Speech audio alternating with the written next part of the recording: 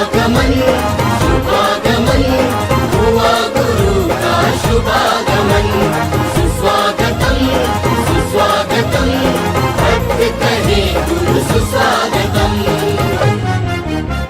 बड़े भाग्य से बड़े पुण्य से मिला गुरु का चातुर्मास। बड़े भाग्य से बड़े पुण्य से मिला गुरु का चातुर्मास। वर्षा योग में धर्म की वर्षा रचेगी एक स्वर्णिम इतिहास।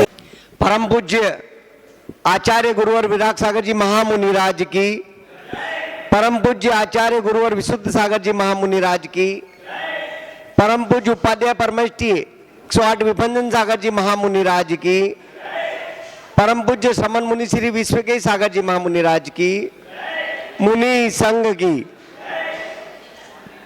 आज अष्टमी तिथि का पावन पर्व और गुरुदेव की अमृतमय वाणी प्रारंभ हो, उसके पूर्व मंगलाचरण के लिए मैं आमंत्रित कर रहा हूं आदरणीय दीदी को, वो आए और मंगलाचरण से आज की धर्म सभा का शुभारंभ करें। भगवान की जय हो। चिंतामणि श्री पार्श्वनाथ भगवान की जय हो। वर्तमान शासन नायक श्री महावीर भगवान की जय हो। घनाचार्य विराग सागर जी महामुनिराज की जय हो। परम पूज्याचार्य श्रोमणी पट्टाचार्य भगवान श्री विशुद्ध सागर जी महामुनिराज की जय हो। परम पूज्य उपाध्याय श्री विभंजन सागर जी मुनिराज की जय हो। समस्त मुनि संघ की जय हो। सभी अपने हाथों को जोड़ेंगे। दंशन नयन समगम मग्गम मोक्षज चारितम साधुतेन च शुद्धम साहुसोनि नमो तस्स। बोले पंच परमेष्ठी भगवान की जय हो। गुरुदेव आपकी नजरों से निज को निहारा है। गुरुदेव आपकी नजरों से निज को निहारा है। बिखरा हुआ था सदियों से जीवन, बिखरा सदियों से जीवन, उसको संवारा है। गुरुदेव आपकी नजरों से निज को निहारा है। गुरुदेव आपकी नजरों से निज को निहारा है। मैं कौन हूँ और आया कहाँ से, जाना कहाँ ये न बोध था। मैं कौन हूँ और आया कहाँ से, जाना कहाँ ये न बोध था। निज आत्मा की गहराइयों का किया हमने कोई न शोध था। निज आत्मा की गहराइयों का किया हमने कोई न शोध था। धुंधला सा मेरा धर्माचरण था, धुंधला सा मेरा धर्माचरण था, उसको निखारा है। गुरुदेव आपकी नजरों से निज को निहारा है। गुरुदेव आपकी नजरों से निज को निहारा है। क्या भेंट दूं मैं उनके चरण में, जिनको जगत की नास है। क्या भेंट दूं मैं उनके चरण में जिनको जगत की नास है, तन मन आत्म करो सर्वअर्पण, ये जीवन तुम्हारा ही दास है। तन मन आत्म करो सर्वअर्पण, ये जीवन तुम्हारा ही दास है। परम पंथ परवड़ते हर जीवन को, परम पंथ परवड़ते हर जीवन को, तुम्हारा सहारा है। गुरुदेव आपकी नजरों से निज को निहारा है। गुरुदेव आपकी नजरों से निज को निहारा है। बोलो परम पूज्य उपाध्याय श्री विभंजन सागर जी मुनिराज जी की जय। चरण द्वारा प्रस्तुति दी गई। अब मैं आज के कार्यक्रम के पूर्व दीप प्रज्वलन और पाद प्रक्षालन एवं शास्त्र भेंट करने के लिए आमंत्रित कर रहा हूं श्रीमान नरेश कुमार जी गंगवाल और श्री रोहित भैया जी, कृपया आए और दीप प्रज्वलन कर और पाद प्रक्षालन कर कार्यक्रम का शुभारंभ करें।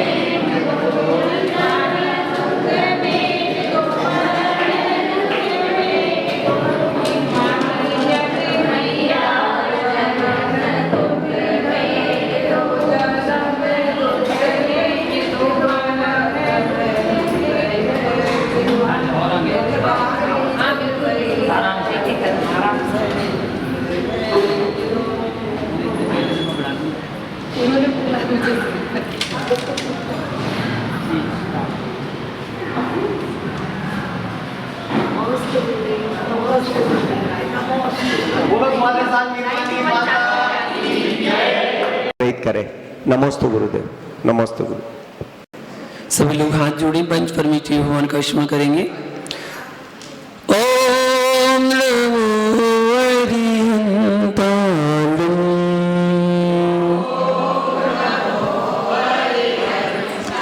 ओम नमो श्री सिद्धाणं,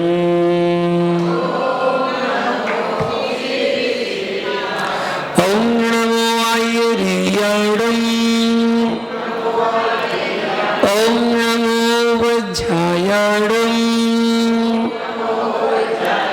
ओम नमो लोये सवे साहूणं, रमधूणि भड्डमाणं परमपाणं जडं दिशोधेण बोच्छामि रयण सारं सारणयर धम्मेणम्। जबरनंदान सिद्ध परमेष्ठी भगवान की, ऑनलाइन श्री शांतिनाथ भगवान की, आचार्य भगवान कुंद कुंद स्वामी की, आचार्य गुरु विराग सागर जी महामुनि राज्य की, आचार्य गुरु श्री विशुद्ध सागर जी महामुनि राज्य की।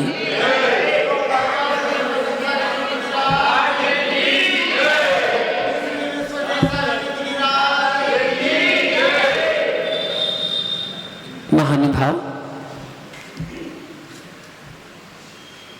परसों हमने जाना था पूजा और दान का फल क्या है। रयण सार ग्रंथ के माध्यम से श्रावक और साधु के आचरण का वर्णन इस ग्रंथ में बताया गया। आज श्रावकों के लिए एक विशेष बात बताई जा रही है। 15वें नंबर की गाथा है, जिसमें आचार्य भगवान कुंद कुंद स्वामी कहते हैं कि आपके सामने जिनेन्द्र मुद्रा है। जिनेन्द्र मुद्रा में विचार कैसा। आज वर्तमान में स्थिति देखी जाती है कि यदि कोई त्यागी वृत्ति संयमी मुनिराज आते हैं तो सबसे पहले पूरी जानकारी ली जाती है। पूरी जानकारी, कहाँ से आए हैं, कहाँ के लिए जा रहे हैं, कितने दिन का प्रवास है, कितने वर्ष हो गए दीक्षा लिए, पिछला चतुर्मास कहाँ हुआ था, किसने दीक्षा दी थी, कहाँ कौन से स्थान पर दीक्षा हुई थी, कहाँ के मुनिराज हैं, परिवार में कौन से परिवार के। अब तो गोत्र पूछने लगे, परिवार वाले गोला लारी हैं, खंडेल वाले, जैसवाल वाले, पल्लीर वाले, कौन से हैं। अपने गोत्र वाले को चौका लगाओगे बस, और किसी को नहीं लगाओगे क्या। आचार्य भगवान कुंद कुंद स्वामी कहते हैं कि जिन मुद्रा में विचार कैसा, जिन मुद्रा सामने दिख रही है, दिगंबर रूप सामने दिख रहा है, पद विहार करते हैं, खड़े होकर एक टाइम दिन में हार करते हैं, केस लॉन्च करते हैं, नमोस्तु मुनिराज, बस आपका काम हो गया। आचार्य भगवान गाथा के माध्यम से बता रहे हैं, दानम भोड़म मित्तम दिन्नई धन्नो हमेशा यारो पत्ता पत्त विशेषम संधंसणे किंबियारेण।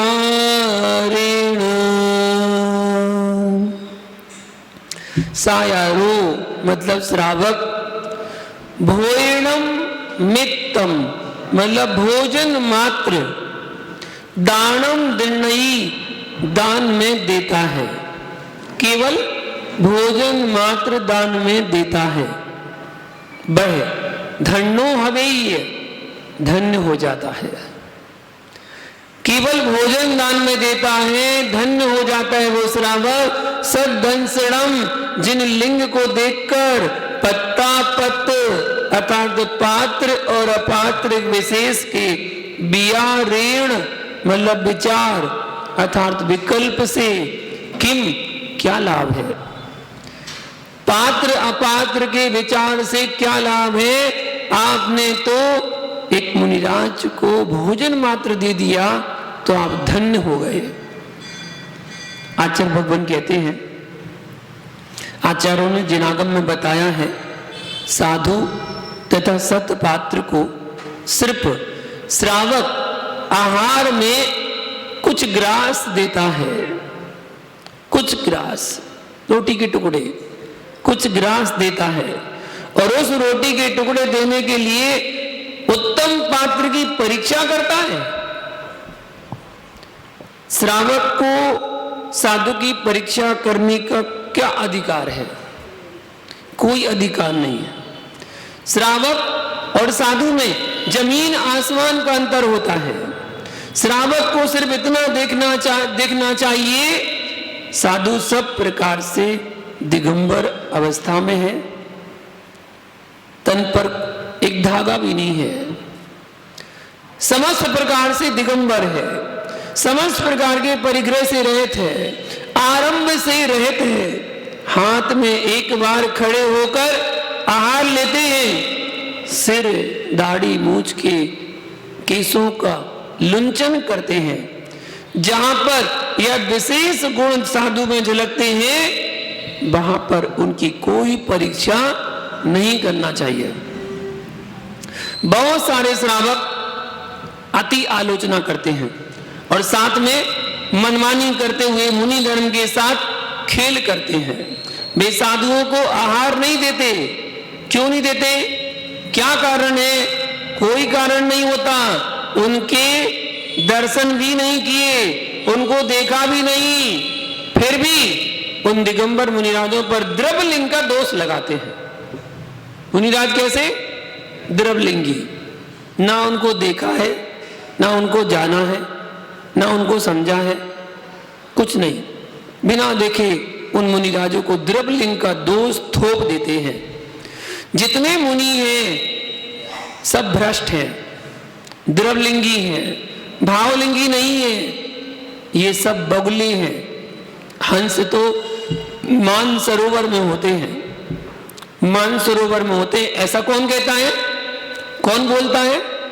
जिस श्रावक को श्रावकाचार का ज्ञान नहीं है, जिन्होंने अपने जीवन में श्रावकाचार ग्रंथ पढ़े नहीं है और मूलाचार पढ़ने बैठ गए, जिन्होंने अपने ग्रंथ में अपने श्रावक का आचरण पढ़ा नहीं है, श्रावकाचार का अध्ययन किया नहीं है, समय सार, प्रवचन सार, रियम सार जैसे बड़े ग्रंथ पढ़ने बैठ गए, अभी श्रावक का आचरण पता नहीं है कि श्रावक का आचरण होता क्या है। श्रावक के 8 मूल गुण के बारे में पूछने बैठ जाओ तो क्या 8 मूल गुण का व्याख्यान भी वो अच्छी तरह से नहीं कर पाएंगे कि 8 मूल गुण होते कौन से हैं। श्रावक के मूल गुण पता नहीं है, मुनियों के मूल गुण की व्याख्या करने बैठ गया कि मुनिराज 84 लाख उत्तर गुणों का पालन करते हैं, मुनिराज 18,000 शील धर्म का पालन करते हैं, मुनिराज 28 मूल गुण का पालन करते हैं। वर्तमान में तो पुलाक बकुश कुशील मिलते हैं, पुलाक बकुश कुशील मुनि मिलते हैं बस, और कोई मिलती, निर्गंत मुनि तो है ही नहीं है, स्नातक मुनि तो है ही नहीं है। वर्तमान में मुनि मुनि नहीं होते। ऐसी व्याख्या वो ही कर सकता है जिसने श्रावकाचार ग्रंथ का अध्ययन नहीं किया है। जिसे श्रावकाचार का या श्रावक धर्म का ज्ञान नहीं है, वह श्रावक मुनि धर्म और मुनियों की आलोचना करता है, पर दोष भाषक होता है। आज श्रावक धर्म का थोड़ा सा भी ज्ञान नहीं है श्रावक को। अगर थोड़ा सा भी ज्ञान होता तो शायद मुनि धर्म की अवहेलना नहीं करता। यदि किसी श्रावक ने किसी मुनि पर द्रव्य भावलिंग का दोषारोपण किया या जाना कि अमुक साधु द्रव्यलिंगी है और अमुक साधु भावलिंगी है, तो यह उसने कैसे जाना? यह उसने जाना कैसे? उसके पास क्या अवधि ज्ञान है? उसके पास क्या मनपर ज्ञान है? क्या उसके पास केवल ज्ञान है? कौन से ज्ञान से जान लिया उसने कि ये द्रव्यलिंगी साधु है और ये भावलिंगी साधु है? या अपने मन से सत्य को असत्य साबित कर रहा है? कैसे कर रहा है? यह हमारे और तुम्हारे ज्ञान का विषय नहीं है, ये तो अवधि ज्ञानी विषय है, मन परे ज्ञानी का विषय है। तो केवल ज्ञानी जाने कि कौन भव्य है, कौन अभव्य है, कौन सम्य दृष्टि है, कौन मिथ्या दृष्टि है, कौन द्रव्यलिंगी है, कौन भावलिंगी है, ये तो उनका विषय है। ये तो वो जाने, या स्वयं जाने, या स्वयं जाने और या केवल ज्ञानी जाने। हम तुम जैसे अज्ञानियों के नहीं, और वर्तमान में तीनों ज्ञान नहीं है। हम भी अज्ञानी, तुम भी अज्ञानी है, हम भी अज्ञानी, तुम भी अज्ञानी है। क्यों? कैसे? वर्तमान में पंचम काल में केवल मति ज्ञान श्रुत ज्ञान ही है संभव। मति ज्ञान श्रुत ज्ञान आपको भी है, वो हमें भी है। बस किसी का 6 ज्यादा, किसी का 6 कम, इतना हो सकता है। ज्ञान तो 2 ही है, मति ज्ञान और श्रुत ज्ञान। अवधि ज्ञान, मनपर ज्ञान, केवल ज्ञान, ये तीनों ज्ञान तो वर्तमान में है नहीं किसी के पास। सिर्फ 2 ही ज्ञान के धारी है। द्रव्यलिंग या भावलिंग को जानने का हमारे पास कोई भी ऐसा थर्मामीटर नहीं है कि हम जिससे नाप सके कि ये द्रव्यलिंगी है कि भावलिंगी है। क्योंकि भावों का विषय बहुत सूक्ष्म होता है, अंतर के परिणामों का विषय बहुत सूक्ष्म होता है। समीचीन ज्ञान न होने के कारण से बहुत सारे श्रावक उलझन में उलझकर अज्ञानता के कारण से संसार में भ्रमण कर रहे हैं। बहुत से श्रावक संपूर्ण जीवन भर ताका झांकी का काम करते रहते हैं। जीवन भर उनकी सीमा निकल जाती है ताका झांकी में। वो क्या कर रहा है, ये क्या कर रहा है, उसने क्या किया, उसने क्या किया, बस दूसरे की जिंदगी में वो कहावत है बुंदेलखंड में, फटे में टांग अड़ाना। तुम्हें क्या जरूरत पड़ रही है दूसरे की जिंदगी में ताका झाकी करने की? अपनी जिंदगी में देखो तुम्हारा जिंदगी में क्या चल रहा है। तुम अपने श्रावक के धर्म पालन कर पा रहे, अष्टमूल गुण पालन कर पा रहे हो, श्रावक के 6 कर्तव्य पालन कर पा रहे हो, श्रावक के 12 व्रत होते हैं उनको पालन कर पा रहे, 5 अणुव्रत, 3 गुणव्रत, 4 शिक्षाव्रत व्रत का ज्ञान है। क्या श्रावक की 11 प्रतिमा का पालन कर पा रहे हो? इसको तो जान लो, पहले इसको तो समझ लो। इसको तो जाना नहीं, मुनिराज के बारे में लगे ताका झाकी करने में कि वो ऐसा करते हैं, वो वैसा करते हैं, उनने ऐसा कर दिया, उनने वैसा कर दिया। ऐसी ताका झाकी नहीं करना चाहिए। जीवन भर ताका झाकी काम करता रहता है, पर वे कहीं स्थिर नहीं हो पाते। जीवन भर ताका झाकी करते हैं, वे लोग कभी स्थिर नहीं हो पाते। वे कहते हैं हम सच्चे साधु, हमें सच्चे साधु चाहिए। चतुर्थ काल में साधु होते थे, चतुर्थ काल वाले साधु चाहिए। मैं सच कहता हूं, जिस दिन आप चतुर्थ काल के श्रावक बन जाओगे, उसी दिन तुम्हें सच्चे संत चतुर्थ काल के नजर आना प्रारंभ हो जाएंगे। आप तो बन के देखो एक बार चतुर्थ काल के साधु कैसे होते थे। एक बार आप बन जाओगे तो निश्चित आपको चतुर्थ काल के साधु दिखना प्रारंभ हो जाएंगे। आप स्वयं पंचम काल में जी रहे हो और पंचम काल का आचरण कर रहे हो, तो साधु तुम्हें चतुर्थ काल के कैसे मिल जाएंगे? वो भी तुम्हें पंचम काल के तो मिलेंगे। द्रव लिंग और भाव लिंग के कारण लोग राग द्वेष के सागर में डूब रहे हैं, राग द्वेष के सागर में डूब रहे हैं और निरंतर पाप कर्म का बंद करते रहते हैं। ये मुनि सच्चे नहीं है। तो क्या आप सच्चे हैं? तो क्या आप सच्चे हैं? जिस मुनिराज के लिए आप बोल रहे हैं कि ये मुनिराज सच्चे नहीं है, तो सोचो जरा कि आप सच्चे हैं क्या? स्वयं सोचो। दूसरों को रावण कहने का अधिकारी वह है जो स्वयं आचरण का राम हो, जो स्वयं राम आचरण का पालन करता हो, वो ही दूसरे को रावण कह सकता है। जो स्वयं रावण जैसा आचरण कर रहा है, वो दूसरे को क्या रावण बोल पाएगा? अपने आचरण को सुधारने की बात करो। हम सोच समझकर आहार देते हैं, जो गुणों से परिपूर्ण है, जो मूल गुणों का पालन करते हैं, या उन्हें आहार देते हैं। अरे भाई, पहले आप मुनि के 28 मूल गुण नहीं, श्रावक के 8 मूल गुणों को जानो। हम इसका आचरण करते हैं या नहीं कर पाते हैं। आहार देने की पात्रता उसी में होती है जो अष्ट मूल गुण का पालन करता है, सप्त व्यसन का त्यागी होता है, सप्त भयों से रहित होता है, रात्रि भोजन का त्याग, पानी छानने वाला, पानी छान के पीने वाला, देव दर्शन करने वाला, यही होता है आहार देने का पात्र। क्या हम इतना कर पा रहे हैं? इसके बारे में जानो। क्या हम इसका आचरण इतना हो पा रहा है हम पर? इसके बारे में विचार करो।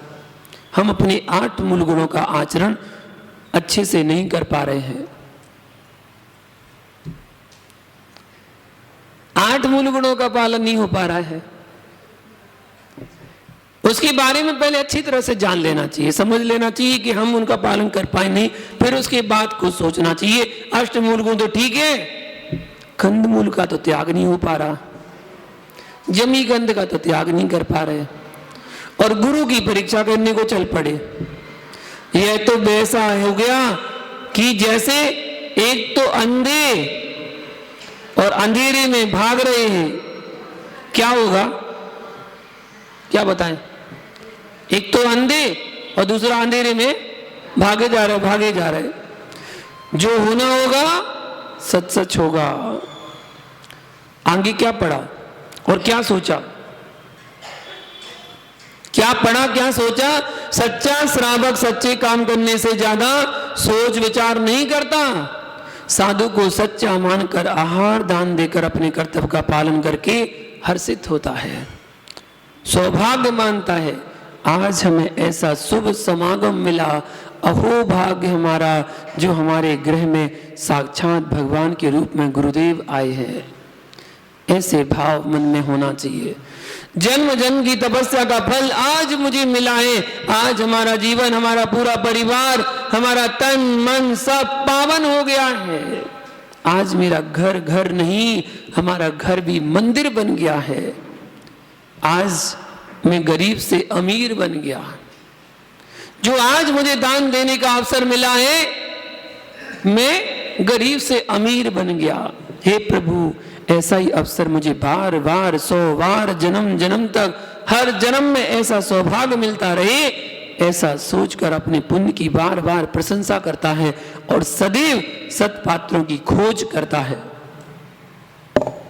सदैव सत्पात्रों की खोज करता है कि मुझे सत्पात्र मिल जाए। श्रावक का धर्म द्वार पर आए साधु को भिक्षा देना है। अगर नगर में कोई साधु आए हैं पड़गान करने के लिए, अपने द्वार पर शुद्ध भोजन बना के खड़े जरूर हो जाना और पड़गान करना।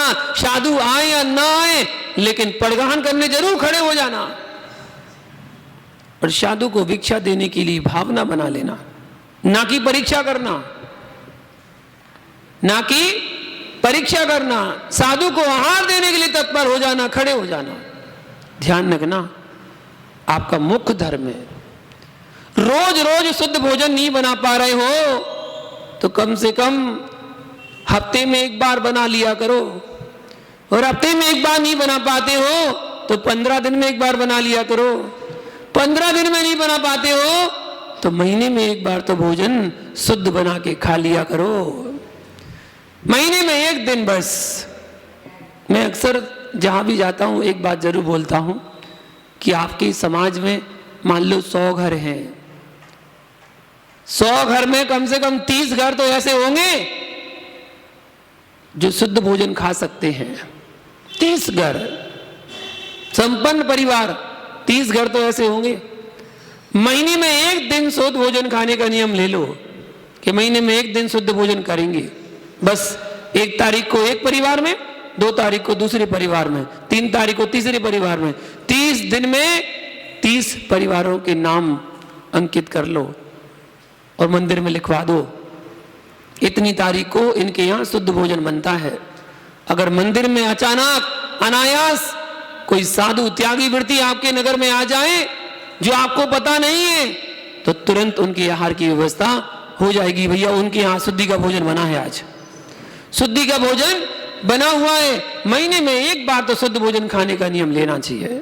जैन श्रावक हैं आप, शुद्ध भोजन खाने के लिए करना क्या है? केवल 3 चीजें तो चाहिए, बस ओनली 3। एक तो पानी, एक आटा मसाला और एक घी, बस हो गया, शुद्धि का भोजन बन जाएगा। बाकी सब तो आपके पास होते ही है। दाल आपके घर में है ही, चावल आपके यहाँ है ही, ठीक है ना, फल फ्रूट आपके यहाँ है ही, सब्जी है ही। और क्या करना? पानी को प्रासुक करना है, आटे को मारना है और मसाले और घी, सब्जी बन जाएगी। हो गया, शुद्धि का चौका लग गया। एक दिन, बस एक दिन अगर शुद्धि का भोजन आप बनाते हैं और आप भोजन बनाने के पश्चात अपने घर के द्वार पर खड़े हो जाइए पड़गान करने के लिए कलश लेकर। मुनिराज आपके नगर में नहीं भी है तब भी आप खड़े हो जाइए, आपको एक मुनिराज के आहार कराने का पुण्य मिलेगा। और उस एक दिन के निमित्त से आप अपने परिवार को शुद्ध भोजन खिलाएंगे। आप कम से कम एक दिन तो शुद्ध भोजन खिलाएंगे सब पूरे परिवार को। बस एक दिन शुद्ध भोजन खाने का नियम ले लिया। महीने में पूरे साल भर कोई भी त्यागी वृत्ति अगर आ जाए, कोई ब्रह्मचारी ब्रह्मचारिणी भी आ जाए, तो उनका शुद्ध भोजन खाने की व्यवस्था परमानेंट हो जाएगी। ले रहा ना? एक दिन का नियम ले लेना, तारीख बता देना, मैं नोट करवा दूंगा कि हाँ इस मंदिर में 30 दिन चौका लगते हैं, 12 महीने चौका लगते हैं, 12 महीने चौका लगते हैं इस नगर में। वो धार नगरी ऐसी पावन नगरी हो जहां साल भर चौके लगते हैं। बस कुछ नहीं करना आपको, 1 दाल 2 सब्जी 4 रोटी और चावल, यही तो तुम खाते हो। यही इसको शुद्धि बना लेना और शुद्धि पूर्वक पड़गाने खड़े हो जाना। आ गए कोई मुनिराज त्यागी वृत्ति ब्रह्मचारी ब्रह्मचारिणी तो आहार करा देना, और नहीं आए तो तुम तो कर ही लेना। स्वयं सागर और स्वयंमती है, दो तो हैं ही अपने यहाँ, स्वयं सागर भी है और स्वयंमती भी है। स्वयं सागर के हार करा देना और स्वयंमती के हार करा देना, बस हो गया काम। शुद्धि का भोजन। अभी रक्षाबंधन का पर्व आ रहा है। रक्षाबंधन के पर्व के दिन घर घर में शुद्धि का भोजन बनना चाहिए, घर घर में चौके लगना चाहिए, पूरे धार में चौके लगना चाहिए और अपने घर के बाहर पड़गान करने के लिए खड़े होना। मैं सबके घर पर आऊंगा पड़गान देने के लिए। पड़गान करने का सौभाग्य आपको जरूर दूंगा। आपको अपने घर में, अपने घर के द्वार पर मुनिराज को पड़गान करने का सौभाग्य, वो भी रक्षाबंधन के दिन, त्योहार के दिन आपको अपने घर पर मुनिराज को पड़गान करने का सौभाग्य मिलेगा। अब पड़गान हो पाए या ना हो पाए, पड़गान करने का सौभाग्य तो आपको मिलेगा। वो सौभाग्य तो केवल आहार कराने का तो एक ही परिवार को मिलेगा। अब ऐसा तो हो नहीं सकता एक गिलास इसके यहां से एक गिलास उसके यहां से, ऐसा तो हो नहीं सकता, क्योंकि एक भुक्ति का नियम है मुनिराज का। एक ही स्थान पर खड़े होकर एक ही टाइम आहार लेना है, ये मुनिराज का मूल गुण है। तो पड़गान तो सबके घर में होना चाहिए। अब क्या विधि होगी वो तो उसी दिन पता चलेगा। प्रातः काल की वेला से उस पर्व को मनाएंगे। अपन रक्षाबंधन पर्व आने वाला है। वो जैनागम में अपने आप पर्व मनाते हैं। मालूम कब से? श्रीयांशनाथ भगवान के समय से। श्रीयांशनाथ भगवान का मोक्ष हुआ था उस दिन, तो उस दिन मोक्ष हुआ था, उसके बाद से मनाते हैं। मैं बता दूंगा आपको कितने लाख करोड़ वर्ष से वो रक्षाबंधन पर्व हमारे यहाँ मनाया जा रहा है, जिसका नाम हमारे यहाँ बात्सल्य पर्व के नाम से जाना जाता है। 700 मुनिराजों को अवसर दूर हुआ था, पता? 1400 चौके लगे थे, 700 मुनिराजों का उपसर्ग दूर हुआ था और अगले दिन 1400 चौके लगे थे।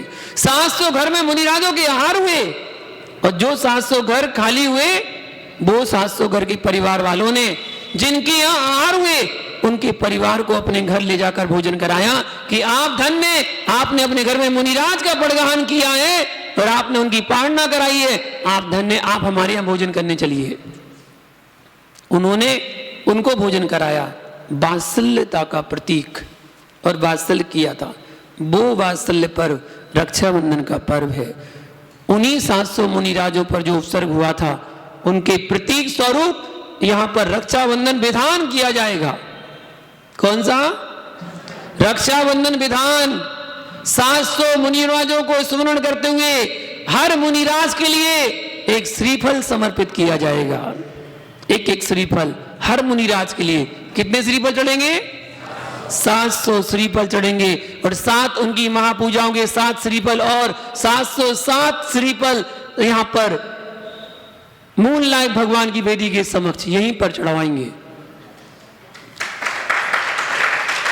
देखते जाओ क्या क्या होना है। और ये 707 श्रीफल जो चढ़ाए जा रहे हैं वो हमारे भैयावृत्ति के युवा ग्रुप की तरफ से चढ़ाए जा रहे हैं।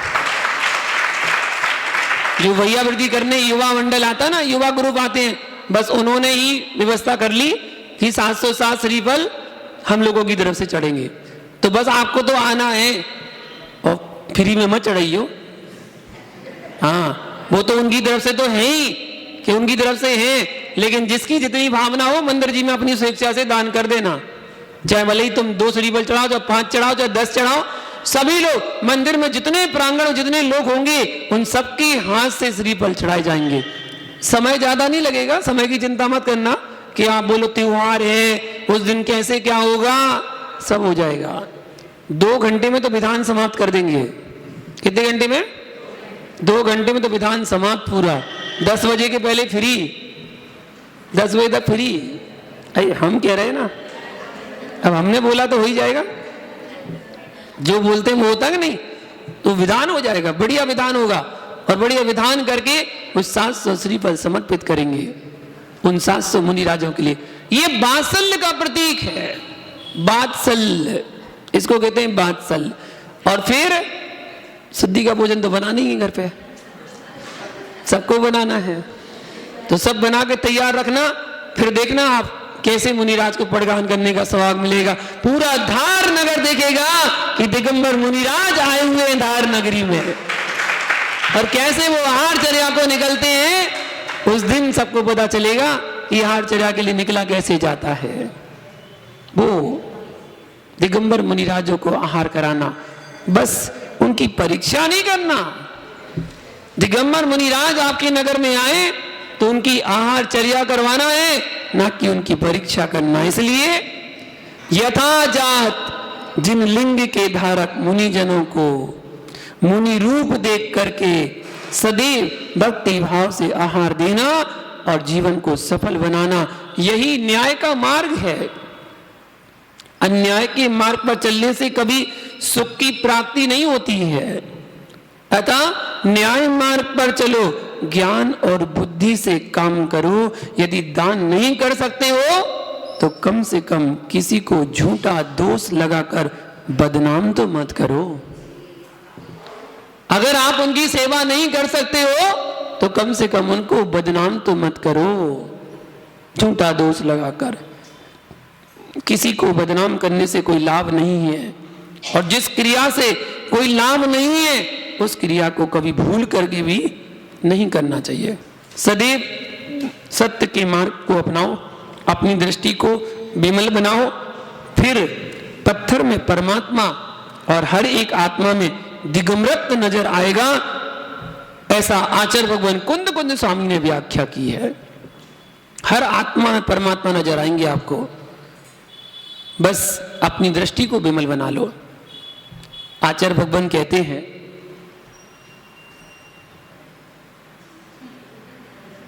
दान परंपरा से मुक्ति का कारण है। सुपात्र दान परंपरा से मुक्ति का कारण है। आप दान दीजिए सुपात्रों को 100%। आचार्य भगवान की कथन है, भगवान की वाणी है कि वो मुक्ति को प्राप्त करेगा। कैसे करेगा था? दृढ़ सुपत दानम विशेष दो होई भोगे सग मही निवाण सुहम कमसो निर्दिष्टम जिनवरिंदेहिम। दिण्णयी सुपत दानम, जो सुपात्रों को दान देता है, विशेष दो भोग सग मई होई, विशेष रूप से वह दाता भोग भूमि और स्वर्ग के सुखों को प्राप्त करता है। गाथा में कहा है, जो श्रावक सुपात्रों को दान देता है वह विशेष रूप से वह दाता भोग भूमि के भोगों को और स्वर्ग के सुखों को प्राप्त करता है। निब्बाण सुहम कमसो, और वह दाता क्रम से निर्वाण सुख को भी प्राप्त करता है। और देखिए आचार्यों ने इतना कुछ कह दिया कुंद कुंद स्वामी ने, और लास्ट में क्या दे दिया? निर्दिष्टम जिन वरिन देही। मैं नहीं कह रहा, ऐसा जिनेन्द्र भगवान के द्वारा उपदेश दिया गया है। ऐसा कुंद कुंद आचार्य कहते हैं। कह रहे मैं नहीं कह रहा, ये तो भगवान की वाणी में उपदेश में आया है कि जो श्रावक सुपात्रों को दान देता है वह पहले उत्तम भोग भूमि में, फिर स्वर्गों के सुखों को, और फिर मनुष्य पर्याय में मुनि बन के मोक्ष को चला जाता है। ऐसा वर्णन आता है उत्तम पात्रों को दान देना। उत्तम पात्र आचार्य उपाध्याय मुनि, मध्यम पात्र एलक छुल्लक छुल्लिका आरिका, जघन पात्र अविरत सम्यक दृष्टि श्रावक, जिसने अभी व्रतों को धारण नहीं किया पर सम्यक को धारण कर चुका, ऐसा सम्यक दृष्टि श्रावक। ये जघन्य पात्र के अंतर्गत आता है। और एक और होता है उत्तमोत्तम पात्र। उत्तमोत्तम पात्र कौन होता है? तीर्थंकर मुनिराज। जब तीर्थंकर मुनि अवस्था में आहारचर्या को निकलते हैं और जिस श्रावक ने तीर्थंकर मुनिराज की अंजलि में एक ग्रास रख दिया, वो तीसरे भाव में मोक्ष को प्राप्त हो जाता है। पहले भाव में भोग भूमि, दूसरे भाव में देव पर्याय, और तीसरे में मनुष्य पर्याय में आके मुनि बन के मोक्ष को प्राप्त हो जाता है। वो श्रावक जो दिगंबर साधु आरंभ परिग्रह से रहित हैं, विषयों की अभिलाषा से रहित हैं और ज्ञान ध्यान तप में लवलीन है, वो साधु सुपात्र की श्रेणी में आते हैं, सतपात्र कहलाते हैं। और जो संसार में तरह तरह के वेश को धारण करते हैं परिग्रह को संग्रह करते हैं, मनमाना आरंभ करते हैं, अशुभ कार्य में सदा प्रवृत्त रहते हैं, ऐसे साधु अपात्र की श्रेणी में आते हैं। संसार के दलदल में स्वयं फंसते हैं और जो उनकी संतति करते हैं, संगति में आते हैं, उनको भी संसार के दलदल में फंसाते हैं। मिथ्यात्व से युक्त हैं, वह अपात्र कहलाते हैं। ऐसे अपात्र दान कृपा पात्र नहीं है। जिन आगम में 3 प्रकार के पात्र माने गए हैं, उत्तम पात्र, मध्यम पात्र, जघन्य पात्र, जिसमें आचार्य उपाध्याय मुनिराज को उत्तम पात्र की श्रेणी में रखा है और एक अपेक्षा आरिका को भी उपचार से महावृत्ति कहा गया है, वरना मध्यम पात्र में वस्त्रधारियों को आरिका, एलक, चुल्लक, चुल्लिका को रखा है और जघन्य पात्र में अव्रत समदृष्टि जीव, अर्थात जिन्होंने अभिवृतों को धारण नहीं किया लेकिन सम्यक दृष्टि है, ऐसे अव्रत समदृष्टि जीव जघन्य पात्र के अंतर्गत आते हैं। और मिथ्या दृष्टि अपात्र, मिथ्या दृष्टि कौन? अपात्र है, जो सुपात्रों के लिए सदैव दान न्याय पूर्वक कमाया हुआ, अर्जित किया हुआ संपदा है, धन है, उससे आहार आदि दान देता है, वह उत्तम फल को प्राप्त करता है।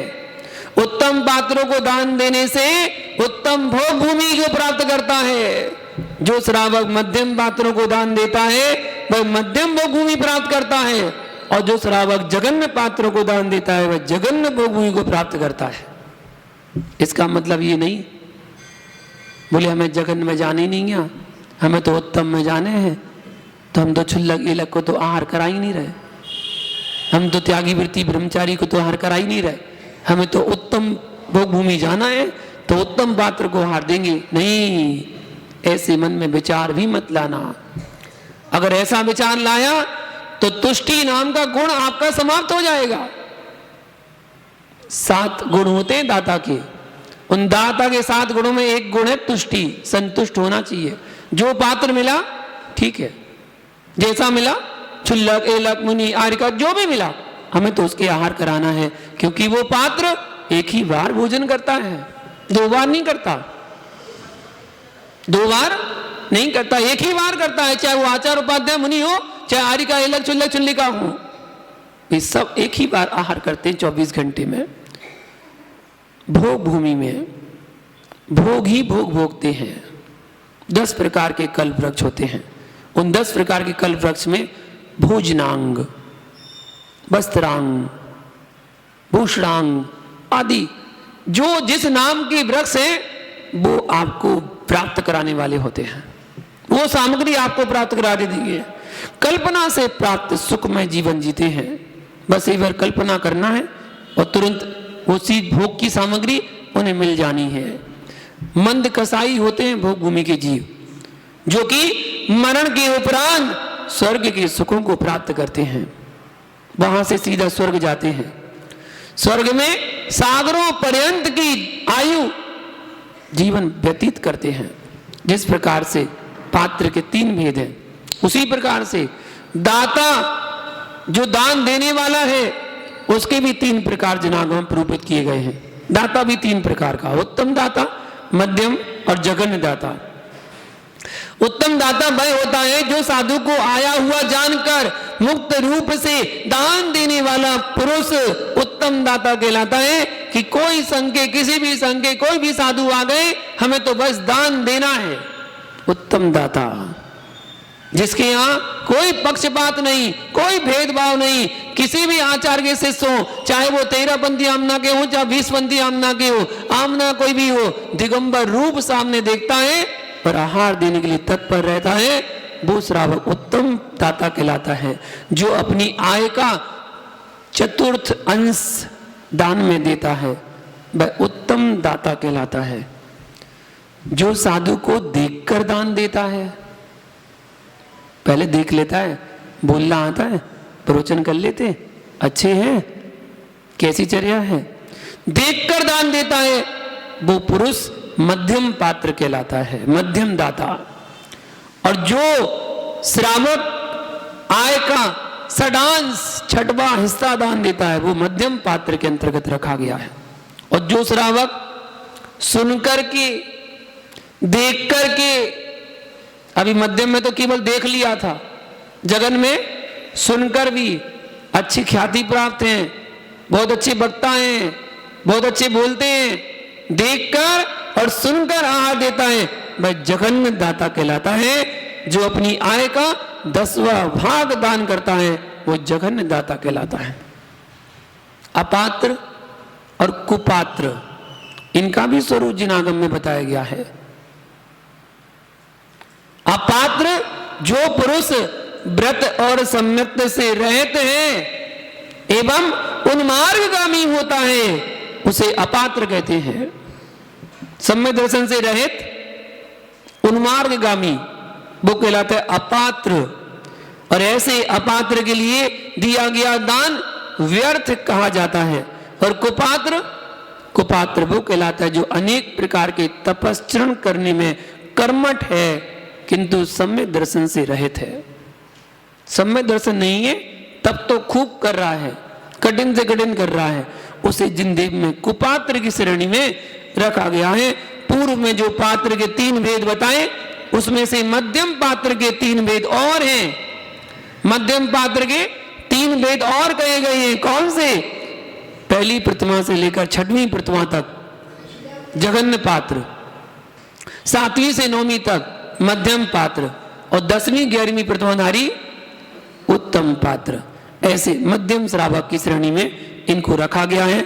11 प्रतिमाधारी के भेद 2 बताए गए, एक तो क्षुल्लक जी और एलक जी।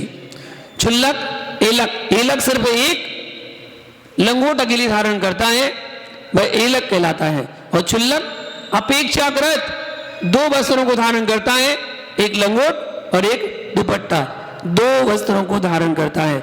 और उत्तम विधि के अनुसार 7 घर से शुद्ध भोजन जो बनता है वो 7 घरों से लाकर, जो घर से घर लगे हुए हैं, बीच में गैप नहीं है, ऐसे 7 घरों से शुद्ध भोजन लाकर एक स्थान पर बैठकर आहार कर सकता है।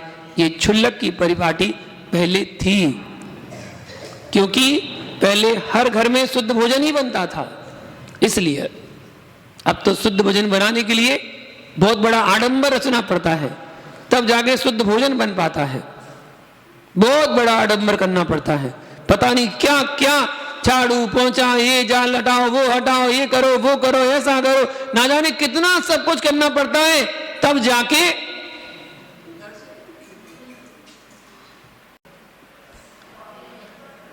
क्षुल्लक की विधि शास्त्रों में जो बताई गई है वो तो अलग ही है।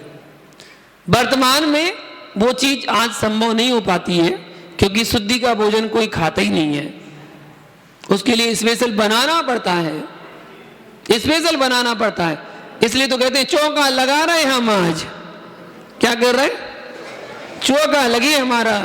हम क्या करें से चौका लगे? सो हमें का पता नहीं है चौका लग रहा है? वो तो रोज ही लगता है।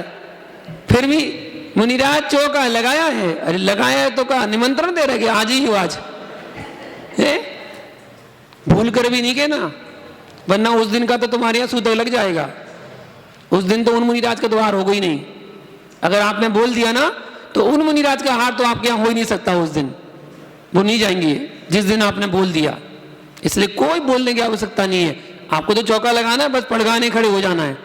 आहार तो हो गई होगा, आहार तो हो गई होगा। जब आपने भक्ति भाव से चौका लगाया है तो ऐसा तो हो ही नहीं सकता कि चौका खाली चला जाए। आहार तो हो गई होगा, हो गई होगा। चाहे किसी का आहार हो, चाहे स्वयं सागर का आहार हो, लेकिन आहार तो हो गई होगा, निश्चित होगा। आप देख लेना, अभी रक्षाबंधन के दिन चौका लगाओगे ना, सब लोग चौका लगाओगे तो सबके घरों में आहार होंगे। स्वयं सागर और स्वयंमती के आहार तो होने ही होने हैं। विभंजन सागर विश्व के हो या नहीं हो, स्वयं सागर स्वयंमती के तो होने ही होने हैं। अपने आप को पड़गान करके और आहार करा लेना। भैया शुद्धि का भोजन बनाना चाहिए। आज मैंने जो आपको प्रेरणा दी है, अगर वो आपके मन में सटीक बैठ जाए तो निश्चित ऐसी भावना बना लेना कि 30 परिवारों का चयन तो कर ही लेना कि एक दिन तो हमारे यहाँ, चलो शुरुआत तो हो गई हमारे यहाँ, एक बाबा जी के यहाँ शुरुआत हो गई, पूरे साल भर की चौकी की व्यवस्था हो जाएगी। केवल 30 परिवारों का चयन होना है, एक दिन, महीने में एक दिन। और चलो आपको इतनी छूट दे रहे हैं, कुएं का पानी नहीं तो बोरिंग के पानी से बना लो, कम से कम एक दिन। 1 2 3 तो तैयार हो गए, 4 हो गए, 5 हो गए, 6 हो गए, 7 हो गए, बहुत बढ़िया। अष्टमी से 2 दिन, इनके तो 2 दिन हो गए भैया, बहुत अच्छे। नोट करवा लेना कि कौन सी तारीख चुनना, वो आपके ऊपर है, कौन सी तारीख चुनना। महीने में एक तारीख जो भी हो, आपको 15 16 17 18 जो भी हो, दिन कोई सा भी हो, बस तारीख के हिसाब से इतनी तारीख को चौका हमारा लगेगा। धार में चाहे साधु हो या ना हो, हमारे यहाँ शुद्धि का भोजन जरूर बनेगा। आप पूरे साल भर आहार की व्यवस्था कर सकते हैं, और वो भी अचानक कोई ब्रह्मचारी आ गया, कोई ब्रह्मचारी दीदी आ गई, आप उससे बोल तो सकते हो, भैया जी हमारे यहाँ शुद्धि का भोजन बनाए, आप हमारे यहाँ भोजन करने चलिएगा, आप बोल तो सकते हो। अगर आपके यहाँ बना ही नहीं है तो क्या बोलोगे, शर्मा शर्मी में चुपचाप रहोगे, भैया रंदो अभी पूरा आडंबर करना पड़ेगा, शुद्धि का आटा लाओ, मसाले लाओ, पानी लाओ। अब कौन लाएगा, बोले कौन करेगा, शर्मा शर्मी में बोलते तो नहीं है, त्यागी वृत्तियों से भोजन कर लो, बेचारे बैठे रहते चुपचाप, क्या करें, या तो खुद कहना पड़ता है कि भैया शुद्धि का भोजन बन जाएगा कहीं ऐसा करना पड़ता है। मैं आपसे बहुत बड़ी बड़ी बात नहीं बोल रहा हूं, ना आपसे प्रतिमा लेने के लिए बोल रहा हूं, और ना आपसे कोई बड़ी बड़ी चीजों का त्याग करवाने के लिए बोल रहा हूं, ना आपसे शूद्र जल का त्याग कराने बोल रहा हूं। मैं तो बस इतना कह रहा हूं, एक दिन, बस महीने में एक दिन शुद्ध भोजन खाना है आपको, बस। और अगर दोनों टाइम नहीं खा सकते तो एक टाइम का नियम ले लो, क्योंकि महीने में एक टाइम, एक दिन एक टाइम शुद्ध भोजन खाएंगे, दूसरे टाइम कुछ भी खा लो चलेगा, इतना कर लो। कम से कम सुबह प्रातः काल की बेला में जो भोजन करेंगे वो शुद्ध भोजन करेंगे।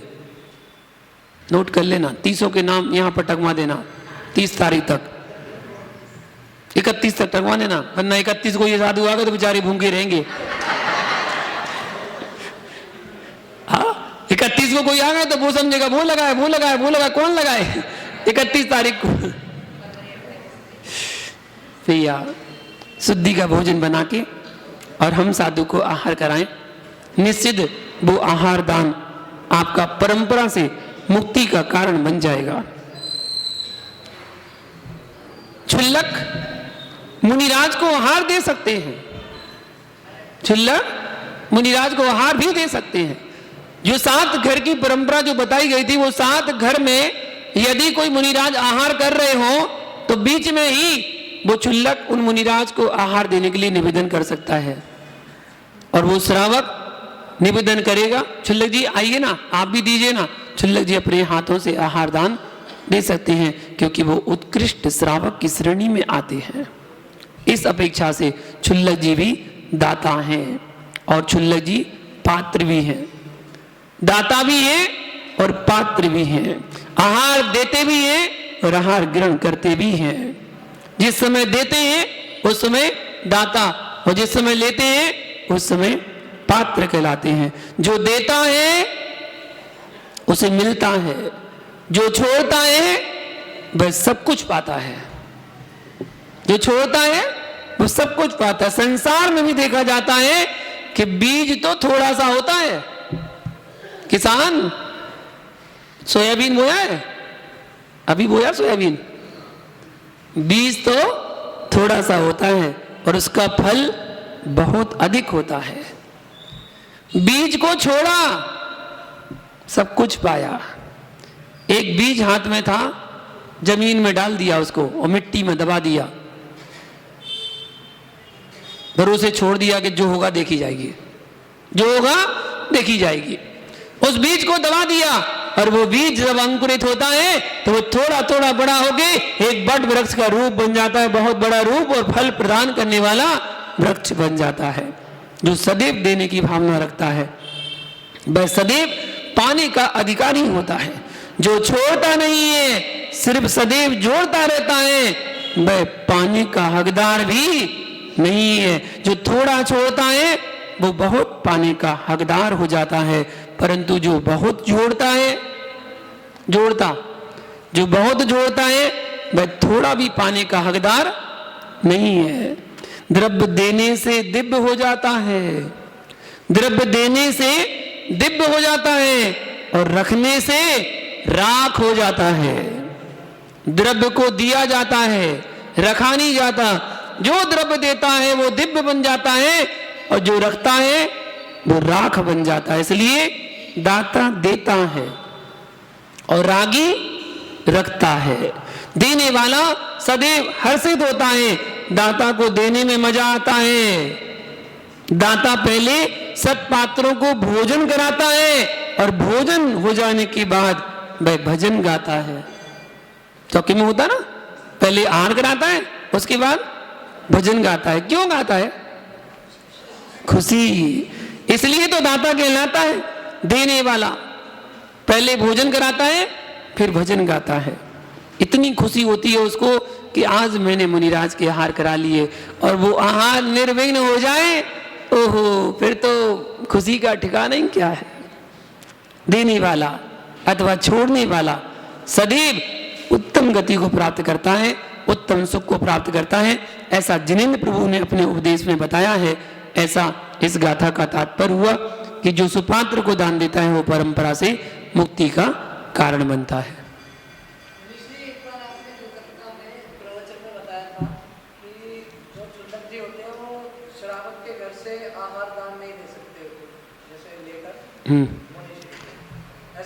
नहीं बेटा, आपने पूरा नहीं सुना था।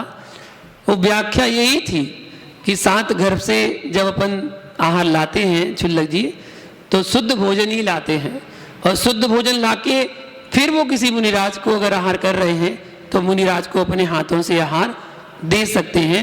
और यदि उन 7 घरों के बीच में किसी श्रावक ने उनसे निवेदन कर लिया, क्षुल्लक जी आप यहीं पर आहार करिएगा, यहीं पर पूरा भोजन करके जाइएगा, तो उनके आग्रह को स्वीकार करके वो वहां भी भोजन कर सकते थे। तो ये परिपाटी अभी की नहीं है, ये परिपाटी प्राचीन परंपरा चली आ रही थी, वो थी। लेकिन काल का समय का ऐसा बदलाव हुआ कि लोगों के यहाँ शुद्ध भोजन बनना बंद हो गए, तो इस कारण से फिर एक व्यवस्था निर्धारित की गई कि क्षुल्लक जी को भी पड़गान किया जाएगा और पड़गान करके एक घर में ही शुद्ध भोजन उनको कराया जाएगा। ऐसी व्यवस्था बनाई गई। तो क्षुल्लक भी दे सकते हैं हार। यदि किसी संघ में किसी मुनिराज के साथ आपने क्षुल्लक जी को पड़गा लिया, चौकी में आपके दोनों आ गए, तो अगर क्षुल्लक जी के भाव होते हैं कि मैं मुनिराज को आहार दूं, तो वो आपकी तरफ देखेंगे और आपने उनसे अगर निवेदन कर लिया, क्षुल्लक जी आइए ना, आपके भाव है तो आप भी आहार दीजिए ना, आपने निवेदन कर लिया और वो मुनिराज अगर लेते हैं, हर मुनिराज नहीं लेते हैं, तो वो आहार ले सकते हैं और क्षुल्लक आहार दे सकते हैं। उसमें कोई बुराई नहीं है, क्योंकि क्षुल्लक उत्कृष्ट श्रावक है, आरम सारम का त्यागी है, खुद नहीं बना सकता है, लेकिन श्रावक अगर उनको देता है कि आप चला दीजिए तो वो दे सकता है, उसमें कोई विरोध नहीं है। जय बोलो शांतिनाथ भगवान की। जावाणी के ज्ञान सस्तक नमो सदा दे तो डोक, हे जिनवाणी भारती तू ही जपो दिन रेन, जो तेरी शरणा गए सो पावे सुख चैन, देव बजो अरहंत गो गुरु सेवा निर्ग्रहण, दया धर्म पालो सदा यही मोक्ष का बंध, धर्म गरज संसार सुख धर्म गरत निर्वाण, धर्म बंध साधे बिना नर तेरे अंत समान। सभी लोग बैठकर जिनवाणी को नमस्कार करें, 9 बार नमकार का जाप करें।